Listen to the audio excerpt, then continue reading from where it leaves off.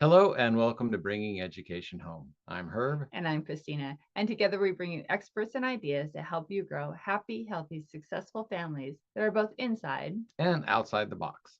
If you like the show, be sure to follow Christina on Facebook. And please leave us a like, review, and comment on your favorite podcast platform.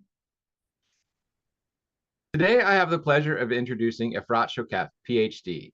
She's a shamanic energy healing practitioner for children, teens, parents, families, and the author of The Promise We Made, 3 universal soul promises we made to our children, near-death experience, and the parenting teachings it invites. Efrat guides parents to spiritually aware children, helping them understand their children, connect to their spiritual self, and say yes to the many invitations their children offer, becoming the parents that their children's souls chose. Efrat is mother to 3 spiritually aware, intuitive teens who constantly invite her to grow. She's a wife, a daughter, a sister, a friend, a cosmic journeyer, and a writer. She holds a Ph.D. in social organizational psychology, is a Fulbright alumni, homeschools her daughters, raises 4 loving dogs, and loves nature, reading, cookbooks, and crafts, or cooking and crafts. Efrat's journey took her from an academic path through a car crash and a near-death experience to becoming an absent mom unable to care for her daughters.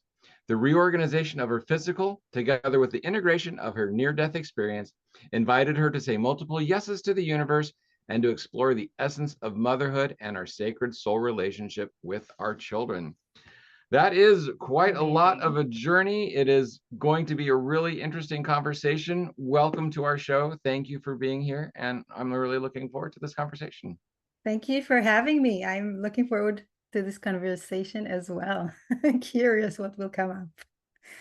I absolutely love the way that you've been kind of woven your journey already. But tell us a little bit more about why the book, why this journey of, really deep dive into working with children and families. Wow, that's a lot of questions in one question. I think that I'll start with the fact that the book is so much bigger and greater than I found I did not write. I wrote before in my journal, but English is not my first language. I wrote academic papers, which is a very different kind of writing, and I just found myself writing and writing and writing and documenting what was happening. At first, I would just write a word because something came down, and it was downloads. And it kind of created itself. So it had to be written. The message had to go forward. None of the words I'm sharing in the book are channeled because I felt, and it took me a lot of years until now that it's out there and I'm sharing it with the world, because I felt I needed to walk my talk with every sentence, every advice, every idea I'm sharing in the book. I needed to bring it into my family to see that it's actually something that I can stand behind as an idea, as an offering to other parents. So it was a promise to promise and to bring the promises, which I find as foundational elements of being spirits in a physical body and walking whole. So yeah, that's like in a nutshell the book, how it came about. It is burst now. It shows its date. I knew the date for ages. I just didn't know what's going to happen on July 17th, 2024. And here it's happening. And I'm really excited about it. So I suffered a traumatic brain injury in a series of traumatic brain injuries from playing sports. And one of the books I read was called The Concussion Protocol, and the author talked about cracking the cosmic egg. So when people like smack their heads and get their head hurt, then it opens them up to different energies of the universe. And so many artists and musicians and authors actually talk about how they don't actually write their songs, they just allow that to come through them. So it's not channeling, but having that cosmic egg cracked open, having this knowledge come in, it's such an interesting process to realize that there's so much more than what we are out there, and then to bring that forward. So that's an amazing way to story that you told, and how poignant it actually is to what's going on. So thank you for sharing that. Yeah, I think it's interesting how we each have received an invitation in a different way. You received it through traumatic brain injuries, or and that happened a few times. For me, it happened in my near-death experience, and so many life invitations, grief, challenges, illness, triggers that our children offer us. They're all invitations to open up, to be who we are in essence. I think one of the greatest gifts I feel I received in this car crash and near-death experience was that I had to look in the mirror and realize that I'm more than Efrat in this body and all the definitions that I carried. That there was something more, that there was an essence asking to be discovered, asking to be at play as part of my just human life. And then realizing that, knowing who we are, understanding that I'm more, that plays into parenting, because there's so many adults rediscovering their spirituality in different ways. And the way I see spirituality is not about meditating or being connected, it's being who you are. So if I walk my essence, if I came to bring a technological gift, and as a kid I'm sitting and working with technology, I'm not talking about passive use of screens, using about active, exploring, learning how to program, and that's my thing. It's the most spiritual thing that kid can do, because that's their essence, that's what they came here to bring. And I think that as soon as we realize that we're more, and we are connected to source, God, universe, the Tao, we can call it by so many names, and it doesn't really matter what we call it, as long as we're comfortable with using that name and or label, and are managing to communicate about it, that it doesn't just stay inside, especially as parents. Then if we are, then what about our kids? They're on a journey as well. They're more as well. And for me, that was I say now, I say, oh, that's trivial, but it was like a life-changing understanding, because my whole observation about who my daughters are and what my role in their life is completely changed, especially at those early stages when I was really frustrated. I was not able to participate in anything, and I felt that I had no legitimacy to even express my opinion, because I'm anyway not doing anything, and others are running around, and there were babies, all my three girls at the time. So there's that essence of who we are and what we came here to do. And then that strips away so many do's and don'ts and so many shoots, as what a parent should be, what kids need to study, do they need to be in school, and for some kids, school is great. For other kids, homeschooling is great. For other kids, unschooling is great. Word schooling, there's so many variations, and the alignment is about family. Yeah. Who is that family? What decisions? What guides our decisions? And for me, it was I was a very involved mom with my babies before the car crash, but after the car crash, finding my way to become their mom again was not about doing all those things that moms do and makes a good mom, or not even the psychological concept of a good enough mom. That wasn't it. It was being attentive. Who are my girls? What did they come for us to do together? And it's been an incredible journey since that brought us to leave school, homeschool from a perspective that says, we're here to be happy, we're here to be joyful. So as a first step, we're not choosing anything that does not make us happy. And then questioning so many basic perceptions. Do kids need to learn math, or don't they need to learn? And our girls do learn math, and but it was a conscious choice. It is their responsibility. We handle it so differently, and each one of them learns in a completely different way. Do kids need a peer group? That's like a psychological process, construct of a little over 100 years. They have to have the same age group as the comparison groups. Yep. Some kids really need that, and they need the conflict and the interaction. Many kids don't. So that observing who we are, who they are, taking responsibility for our processes. Yeah, it's been a fascinating journey all along. So we're what's called Gen X. So we're born in the 70s. And so when we were growing up, it was a much different than it is now. So we had to play outside. We were basically, you know, the memes about drinking from the garden hose and being locked out of the house all day and having to come home when the streets light came on. You know, that's kind of a generational thing. We all laugh about that because we all lived that. Mm-hmm. And when we were growing up, we played with whoever was around. We didn't have cell phones to connect to just our people. So the age groups that we played with was all over the place. So we got to see what the older kids were doing. We got to help the younger kids. And so we got to learn and grow and adapt to all sorts of people. And that kind of life, while, you know, people talk about it being hard, as the feral generation, was just an incredible way to bring up our kids. And that's not even hardly possible right now with the way our society is separating and boxing up our children.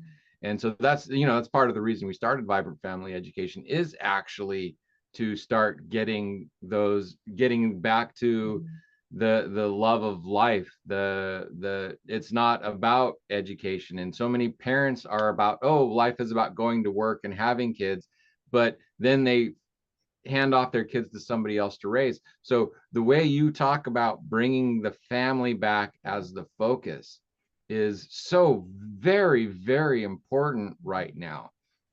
And was that at all your focus before the accident, or did most of that come actually after the accident? I grew up and I live in a very family-oriented society and culture.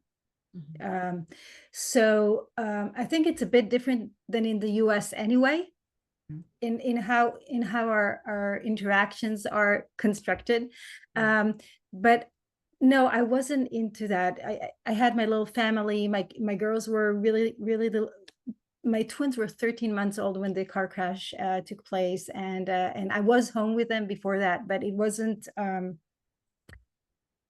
I wasn't so minded about it, and I can't say that it happened at once. It was a lot of steps of observing, realizing what does it mean that we're on a journey together, and then taking a lot of the insights that I share in the promise we made, 3 universal soul promises we made to our children, are about insight that came from the challenges that happened. And the main insight and the guide, it's like a guiding thread in the book, but it was a guiding thread in my life.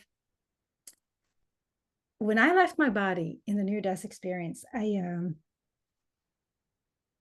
experienced this profound feeling of love and being perfect as I am.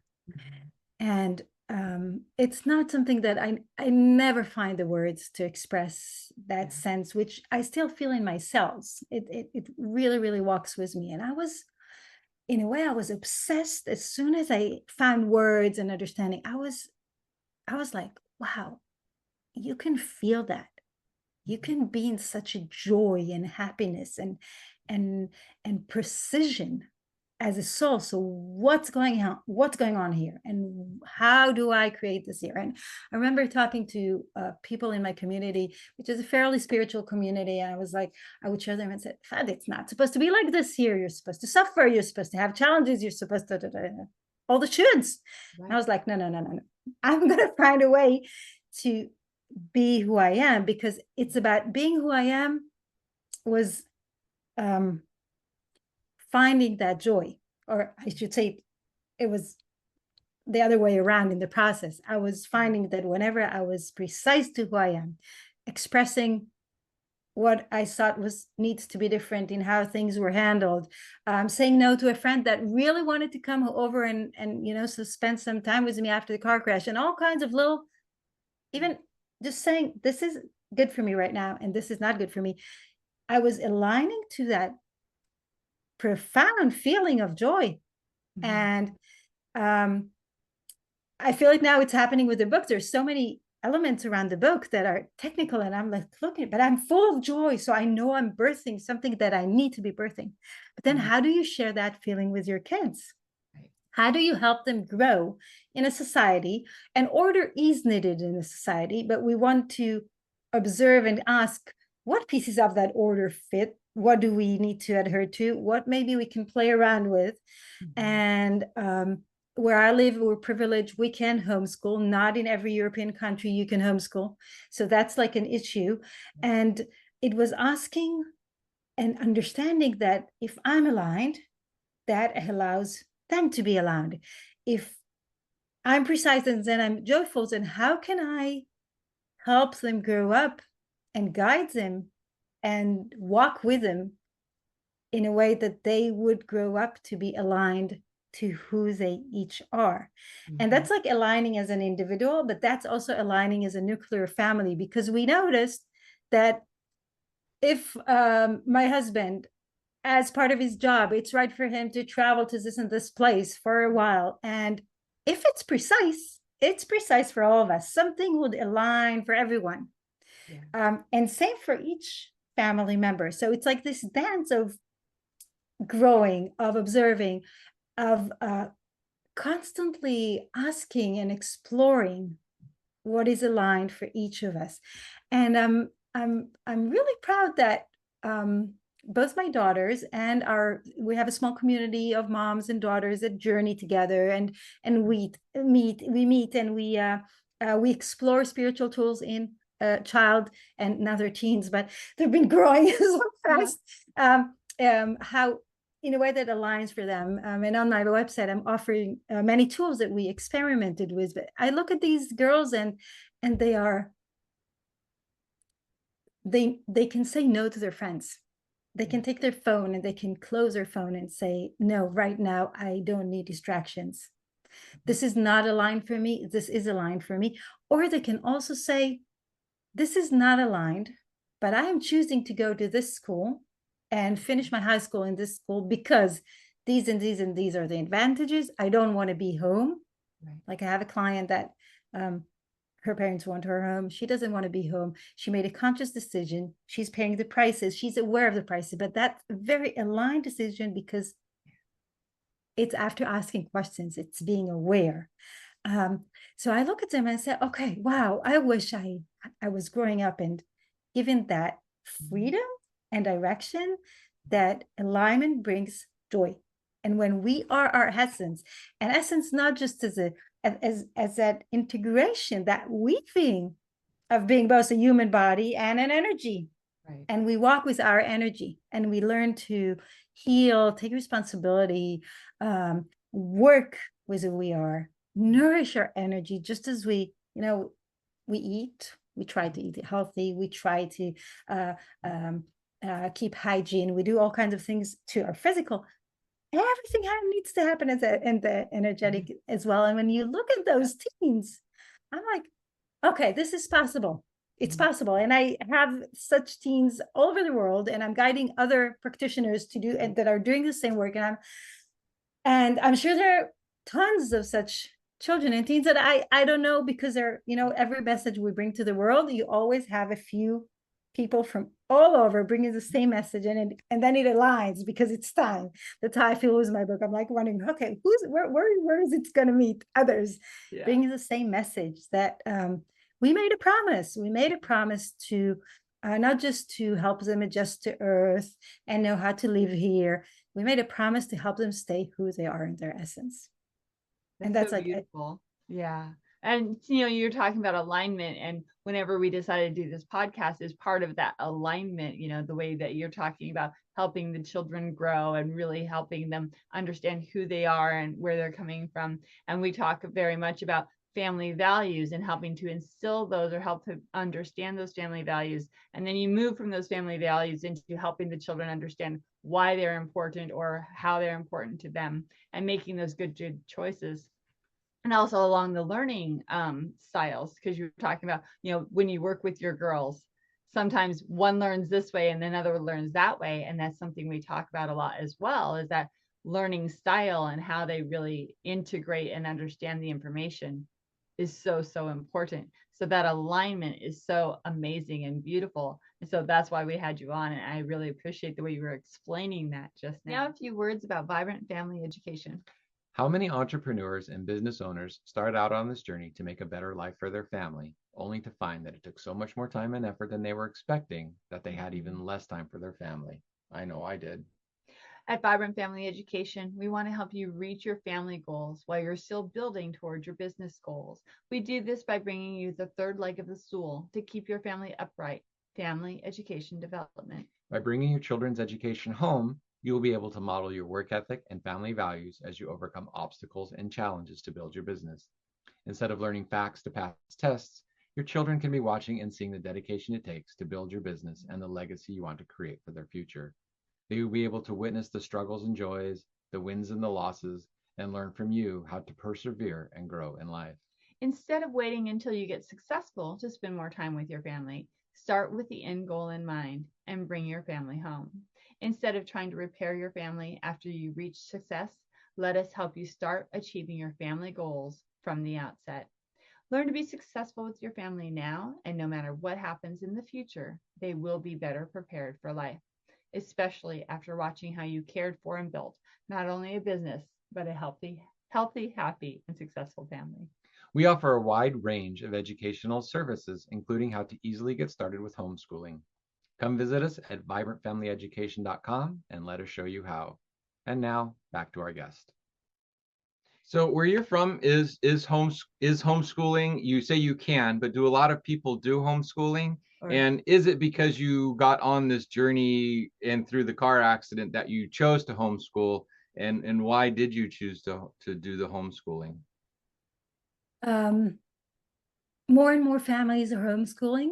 Like there's a system that you need to get a permission. You're being kind of observed, but very, very lightly. And I personally appreciate this follow-up because most families are fine, but a few families sometimes are not. And I have met families like that, which I looked from the side and I said, okay, I'm good that there is somebody involved and with compassionate approach. There, it's done very nicely and attentively.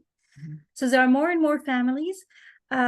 Would we have gone into homeschooling if our life had evolved differently? That's a question I don't know the answer for. From a very early age, I saw other families around us start homeschooling, and that was tickling me. I was like, oh, that looks nice. And then we spent a year abroad when the girls were not in school, and it was really, really great that we came back. They really wanted to go back to school to their friends, but they came back different because they had a really empowering year. Mhm. And suddenly they understood. And along that year, I was like, let's leave school. You're not happy. You're coming back frustrated. And it came out to be their own decision, which I'm very happy about. I wish we had started earlier because we needed to heal from some of the trauma. My girls are very sensitive. They're very quiet. So there's a noise around them. All that social interactions, like the hectic social interactions, were not for them. They're also very sensitive energetically, which means they pick up on energies in their surroundings. This is very challenging for sensitive children, and sensitive is a broad term. There are all kinds of, sometimes you see this really extrovert child and they seem to play along socially and they're really, really fine, but they're not because they are sensitive and they pick up on energies. And the children that are coming now, wow, the little ones being born, it's just, I'm looking from the side and with other colleagues that are guide parents, weaving spirituality into their lives, and we're in awe, and we're very optimistic because these are evolved beings bringing a lot of healing to humanity, bringing luminosity in beautiful ways. But this also means that a lot of the human noise and the human confusion is very, very challenging for them. So when we left school, it was a conscious choice, a decision we made as a family, because they were already at the end of the primary school, and they were ready to take that responsibility and say yes, and we understand the consequences, and together we worked and started to ask questions. A good friend that was homeschooling told me, Efrat, now you need to write every belief you have about the school system, every belief you have about raising children, and you need to start talking about it and taking it apart, and maybe deciding you still believe that, but first take it apart. And I used also a lot of energetic tools to take things apart, to understand that a lot of what we are controlled by are not our beliefs, and it's not about even our parents or collective beliefs, and they sit at the energetics. So we need to unweave them energetically to start looking differently. And my journey, the perspective of an understanding, kids are on a journey. Each child is different. Their needs are different. What nourishing them is different. It's like we also sometimes look, and I ask them, what are the tools that you each need? What would make you happy to learn?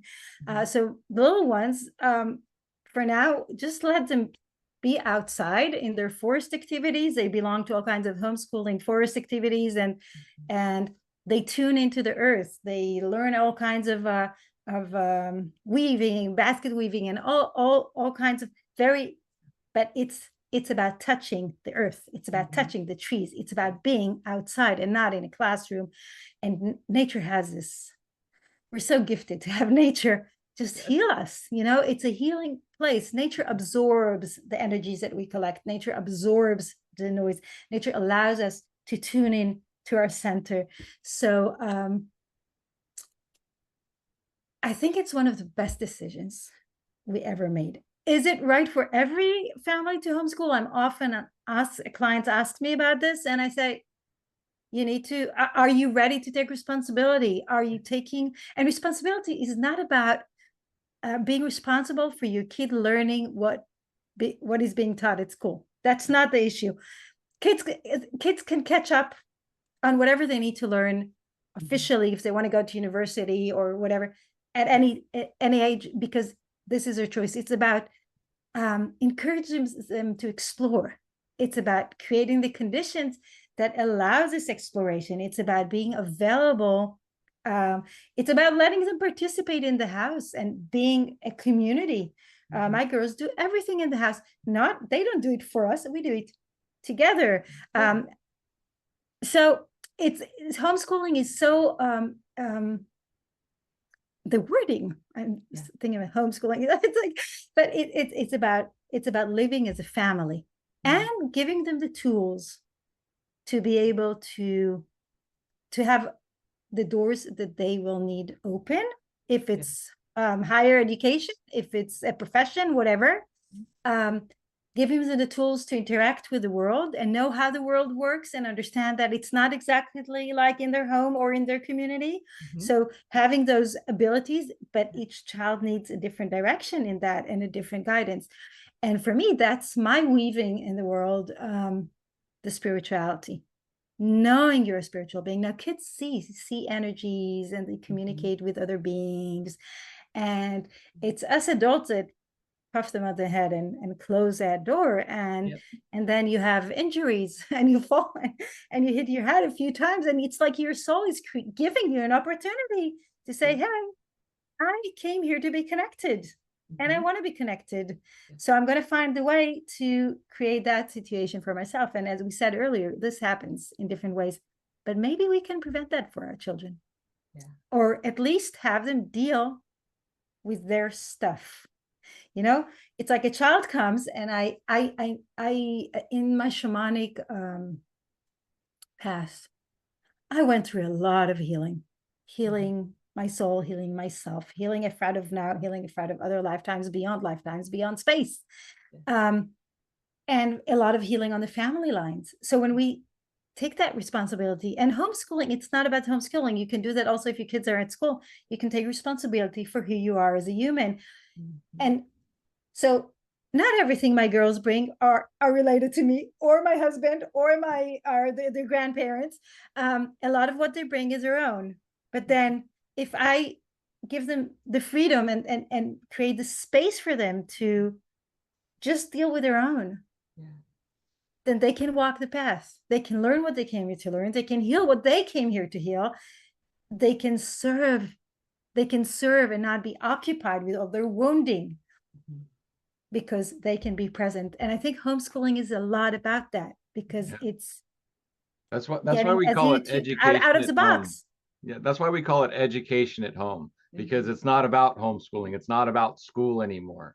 It's about educating the child in what they are and who they are and what they can do, and finding what they love and using that to actually start pulling the learning to them, so that they can start learning what they need, so that they can pull in. So if they're here to do art and you only give them an hour every 2 weeks because that's what school says, no, it's like you get the basic of academics down, but then you let them explore their art, because that will pull so much more education into them. If they like sports, yeah, there's still this basic level of academics, but then you can let them pursue their sports and use that to pull in their education.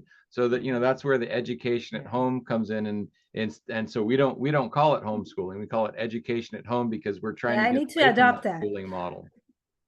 I need to adopt that. That's so true. So one of the things that you said that I want to make sure that we're kind of like narrowing in down for parents who are listening, you said to give your children the freedom that they need to explore and learn. And I totally get that. But does that mean that there are no rules and no boundaries in your house? Oh, not at all. Okay, But exactly. not at all. But the rule and boundaries are not about rules and boundaries. It's about respecting one another and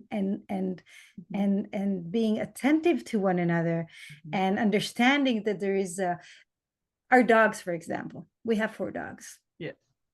And they need attention, and they need to be walked, and they need to be fed, and they need to be loved. And sometimes they need to receive boundaries, or it's, so we're each attentive to what's happening.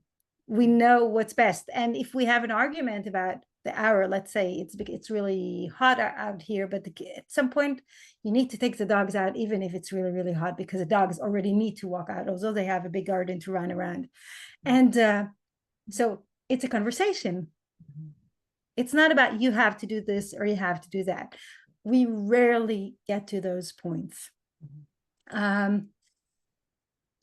I think that also really, really depends on who the child is. Some children need that boundary, even at the physical level, because in order to embody, come down as a soul and ground, they need that help for various reasons, for what they are, from where they come from the challenges they intentionally choose to bring, so that they would have that challenge of choice to become here. So, and such kids need more boundaries and need that order of rules. There are kids that ask for very, very clear specifics. Everything needs to be, and I'm not using the labels intentionally, because I think the labels often take us away, but they need to know their meal is looking in a specific way, and the food is in a specific way on the plate, and it is served in a specific hour, and they have their own seat at the table. And these are kinds of orders, and you need to tell the brother and sisters, this is how it is. And then the house is being led and guided in a different way. But as long as it's from asking, what is my child needing, and not putting so many rules and boundaries are not about the kids, but about the parents. We can't handle the noise, we can't handle the mess, we can't handle so many things, but that's what kids are about. And that's actually the gift they bring us, because if we really like everything to be in place, and suddenly, the toys are on the carpet, or the experiment with cooking and in the first stages of experimenting with cooking, everything is everywhere. That's part of the fun. But if we look at it as fun, and we say, okay, this is, or even say, okay, this is hard for me. Why is it hard for me? And I take it to my work. And I'm allowing myself to be a kid again. When we allow ourselves to be a kid again, that's connecting to our soul. Love it. Immediately. That's connecting to our really essence of being at the moment, being joyful, not thinking I will have to clean up, what's next. There isn't, we won't have enough food for dinner because, you know, when kids first cook, they cook one, like there's one dish and never enough for everyone. So you need to teach them that a meal has a number of dishes, so they can prepare one and maybe you prepare the others, and it's like a whole thing. But that's, again, part of those learnings of becoming whole. So why is again, it hard for me? That why is it hard for me question. It's like, it's for the parents. Why is it hard for me when the kids make a mess? A lot of times it's because of what we now call early childhood trauma, because when they were a kid, they made that mess and their parents got really mad at them and brought the rules down, and, oh, you know, the keep off my lawn, the no running in the house. And so this is something that was brought to them from their parents, and then they bring it down. And so if they can look into that question, why is this important to me, then your kids can help you heal as well. So it's like, ooh, because wow, as a child I wasn't allowed to do this and I had these rules and I would get in trouble. And now I can let that go because I can see how much joy it brings. I can go back into my childhood and be a child with my children, but from a more responsible way. So that is such a beautiful little transition right there. That question, why is that triggering me? Why is that affecting me? Why am I angry at my children having fun if they're still within usually rules? that there is an even deeper layer beyond our childhood trauma, because usually that piece of being triggered is not just about being triggered because we were not allowed. You know, we're parenting today different than we were parented, and if we look at generations in between, then there are all kinds of styles and efforts, I think, to find the ways. But so many people today are completely unaligned, in a huge gap from their essence. So they're prioritizing their professional life, they're prioritizing their quiet time. Sometimes it's even about moms, and I apologize, moms are prioritizing self-care because they're being told that moms need to take care of themselves, but not looking at that balance of what's happening all together.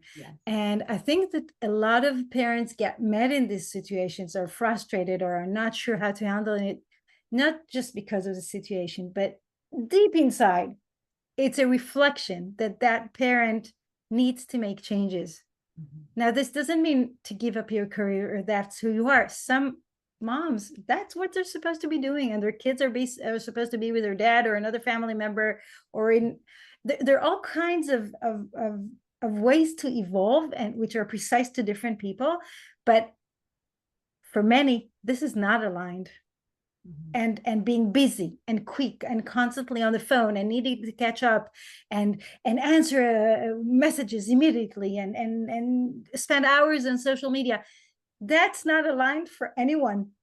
And that takes away our attention ability, our ability to notice who we are. It drains our energy, and then we don't have the patience. So it's an invitation to not just work out and heal our childhood trauma, which is almost always a repetition from other lifetimes. If we take the shamanic perspective, you need to heal generations, you need to heal your soul, you really need to go deep.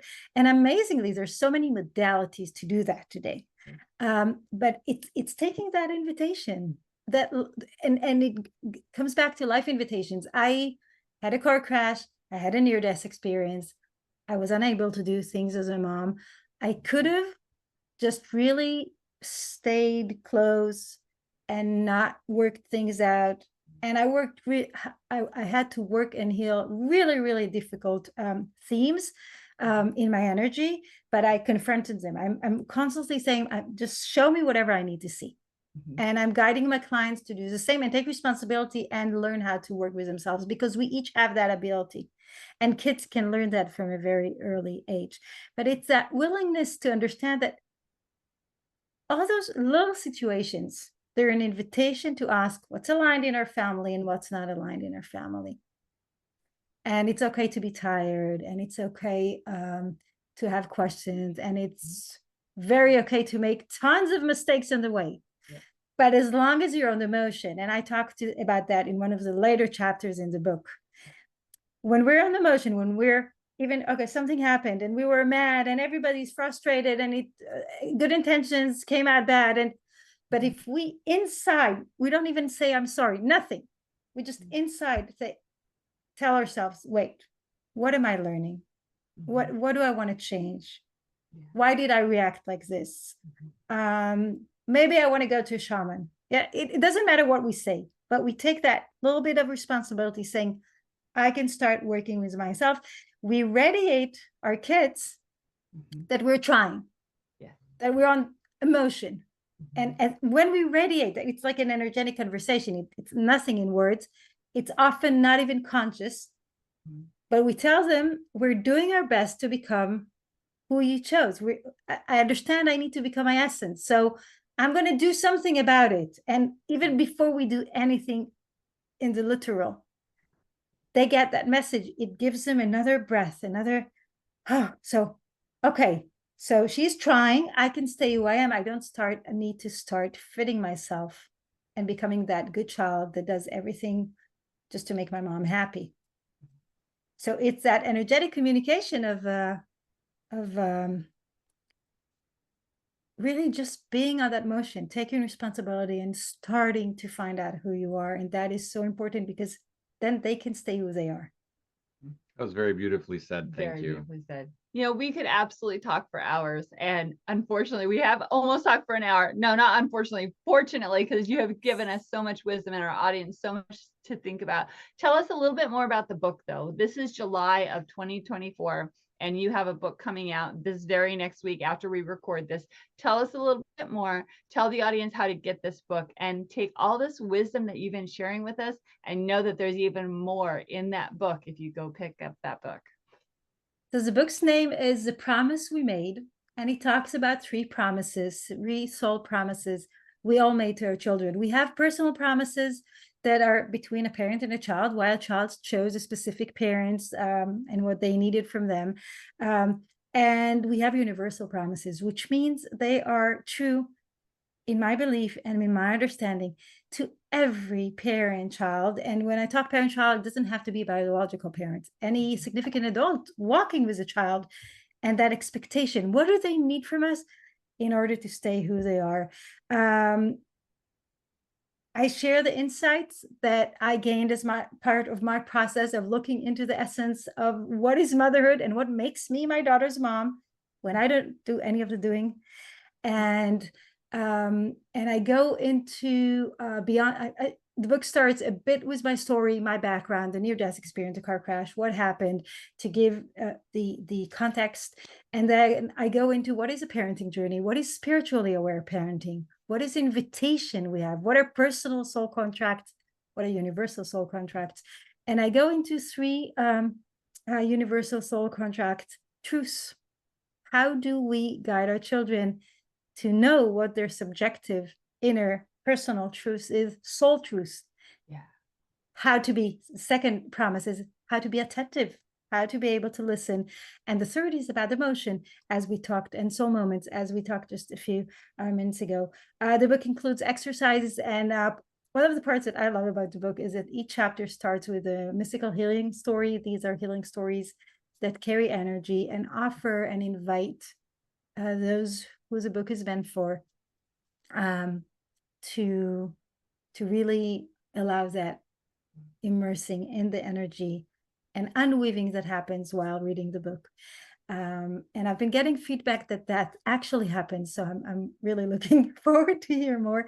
The book is available on Amazon, and I gave you the link to the book page on my website.